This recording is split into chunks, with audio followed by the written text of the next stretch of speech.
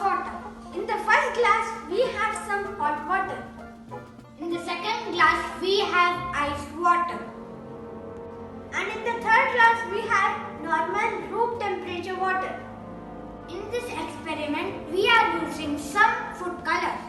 Yes, we will be adding this food color in each glasses to find out the reaction. I am adding food color into the hot water.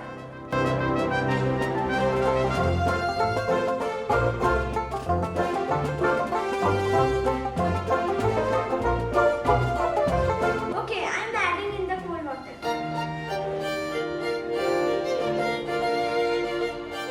Finally adding in the normal water.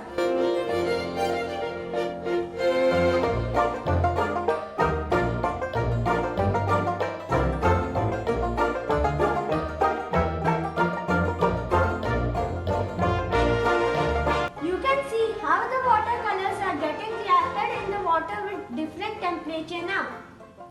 Oh, in the hot water the food color get dissolved quickly. Yes, if you see in cold water, food color got dissolved slowly and in normal water it dissolved bit more faster. You know why is this happening? Yes, it's due to molecules in hot water move faster, whereas in cold water it moves slowly. This is a thermal action. Hope you enjoyed this experiment. Thanks for watching.